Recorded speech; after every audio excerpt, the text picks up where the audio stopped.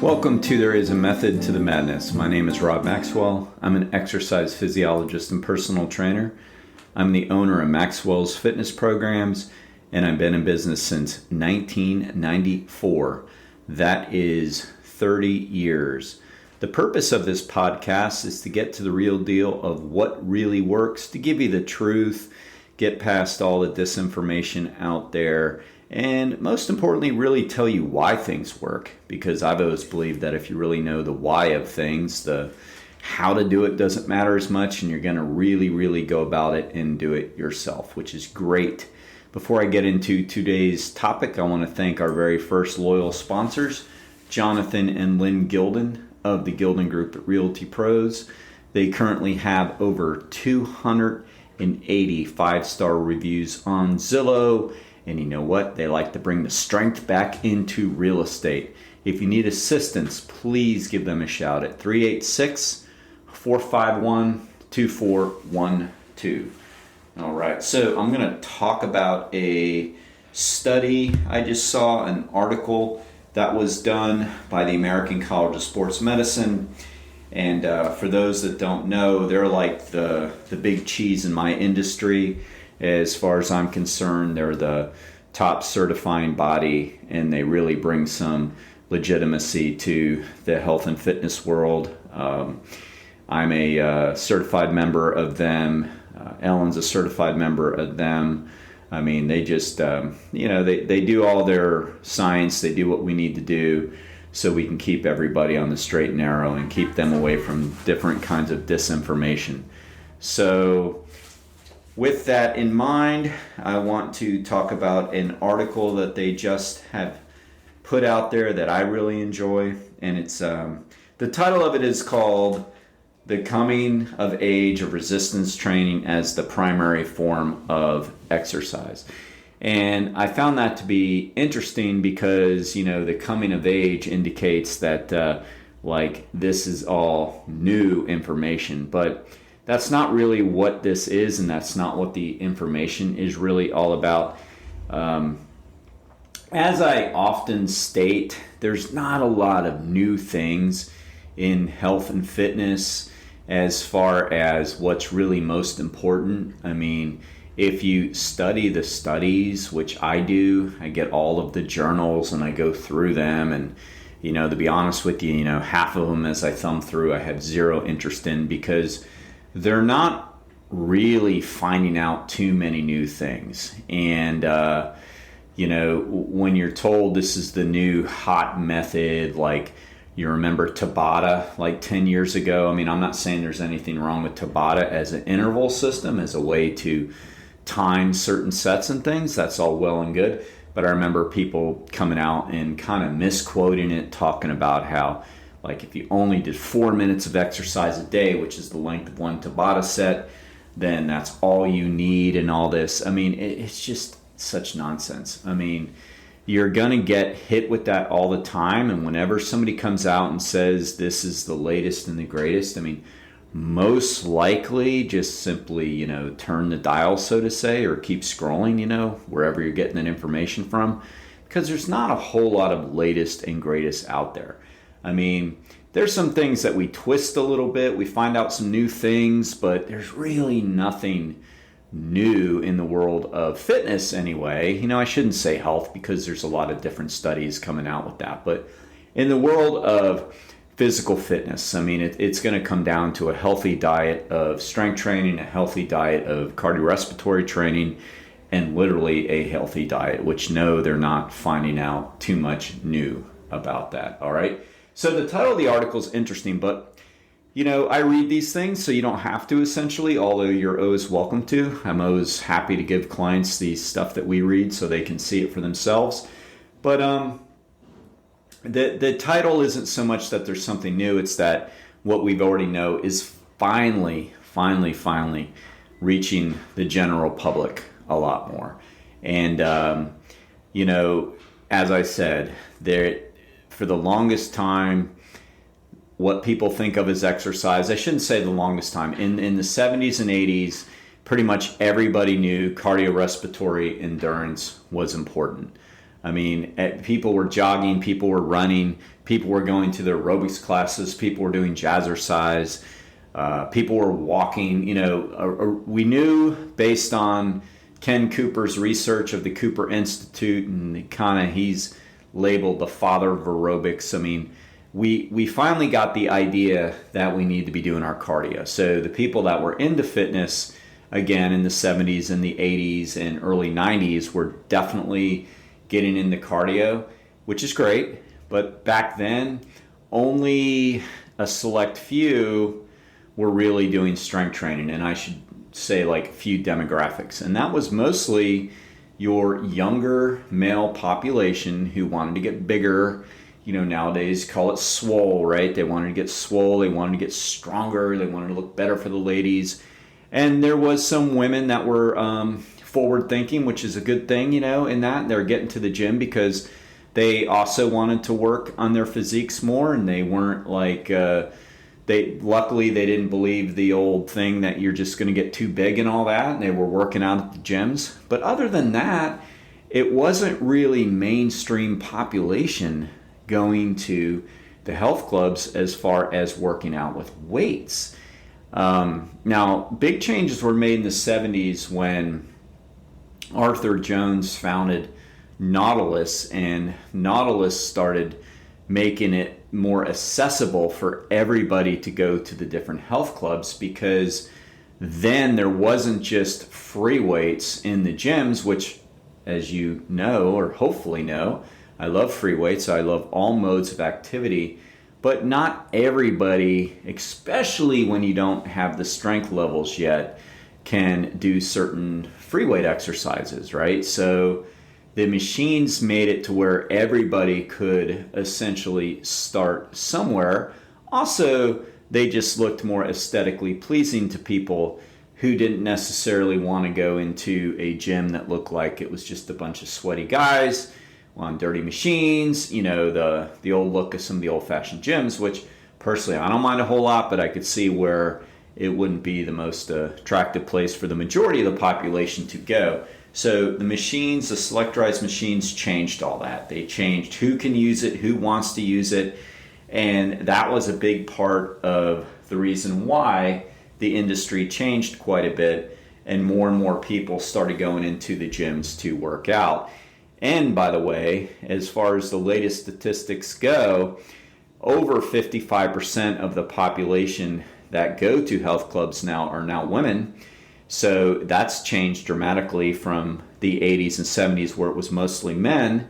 And the majority of people that now go to fitness centers are seniors. So that has changed dramatically from the 70s and 80s as well. Now, to add to this good news is the fact that now everybody is learning that strength training should really be at the forefront of what everybody is doing. Now, some people will say it's the number one, and I don't ever say that. I think strength training and cardio is the king and queen of physical exercise. I think you absolutely need both. But I will say that, if you don't have a strong skeleton, if you don't have strong joints, if you don't have strong motor skills, it's going to be very hard for you to do the appropriate cardio that you need to do to strengthen your heart and keep your weight down and all that good stuff. A friend of mine years and years ago, we used to try to make the term orthopedic threshold. Never really caught on, but it caught on with us. But what that basically means is that we all do have an orthopedic threshold, and we want to try to raise that, because let's say that if your knees give you a lot of trouble and you're not making them better, then you're not able to do maybe the power walking, the jogging, or the walking, or the cycling that you need to do to strengthen your heart. So, that's going to affect your cardiac health as well, just that part alone. So we have to be putting that at the forefront. And now, according to this latest article, it's finally getting there. The population is finally starting to pick up on the fact that strength training needs to be at the forefront along with cardio as your primary means of health and fitness. Now, I give the medical community a lot of credit for this, because I do think they are now telling people you need to do it. I mean, that's my experience. I train a few different physicians, and I know that they tell their patients that, and I don't think I'm really unique to that. I do think that that's been a big part in the medical community for primary care physicians and internists to make sure that they are telling their patients that they need to strength train. And the research is just overwhelmingly strong as far as not only does it raise your orthopedic threshold, which we want, not only does it make you stronger, so your activities of daily living are so much better, not only does it improve your tonicity, so you're looking better and feeling better and having more confidence, but now they're finding out that even without cardio, it's improving diabetic symptoms. Even without cardio, it's improving cardiovascular health and even blood pressure. Even without cardio, it's improving how people are feeling going through cancer treatments. And of course, the one thing that is being pushed over and over, which is absolutely true, is it's the only way to really prevent as much sarcopenia that occurs. And sarcopenia is age-related muscle mass loss. So if you don't strength train, you're not going to maintain your muscles. Use it or lose it. And they're finding out now that sarcopenia is the number one driver of not aging gracefully. So if we're losing our muscle, we're losing our strength. If we're losing our strength, we're losing our mobility. If we're losing our mobility, we're not able to do the things that we want to do or need to do, and we start to put ourselves at risk for falls. And when we start to have falls, we start to really get into some medical issues. So what we have control over now, the way to try to prevent all that is to not allow sarcopenia to increase at the rate that it is going to increase at anyway. And research has shown over and over and over that strength training reduces the risk of losing muscle. And of course, we gain muscle when we work out. And studies have shown that we can go through hypertrophy even into our 90s. That has been some research. You know, years and years ago, I was still at my Spruce Creek fly-in location. And I remember a lady called and she said she wanted to come in for a consultation because she wanted to get stronger. And I said, okay, I love when that happens. I always tell clients that that's the easiest job for me is to help people get stronger. Like if they say, I only want to get stronger, I want to be able to do the things that I love to do. It's like, okay, that's easy. It really, really is. We just get on a progressive overload resistance training program. We get stronger. I find the movements that they can do, and we do them, and we keep increasing them until they get stronger and stronger. And there we go. In contrast to that would be weight loss, which is very, very difficult because then I got to get them to do what they need to do on their end, and that's not always as easy. But anyway, came in for a consultation. We're sitting there, very, very, very nice lady. And I said, so what is your primary reason for wanting to get stronger? And she looks at me straight-faced and she goes, I want to be able to vacuum my house without pain. And, I thought she was kidding because it's like, really? You want to be able to vacuum when so many people complain about vacuuming and complain about housework. And she went on to say, no, I'm really, really serious. I love housework. I love doing it. Keeps me busy, keeps my mind occupied. And I've noticed that, I can't do without back pain anymore. And I said, okay.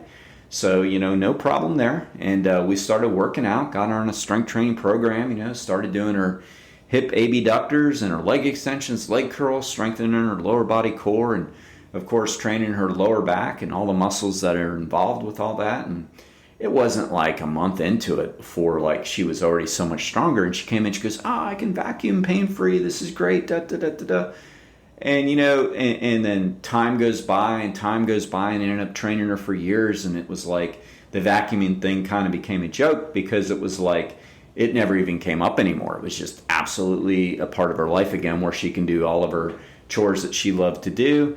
And, that was fixed, and we moved on to bigger and better things, like whatever they were. I don't remember. I just always remember the vacuuming. But, for so many people, that's important. And it was so cool that she got that message 15, 20 years ago, because I don't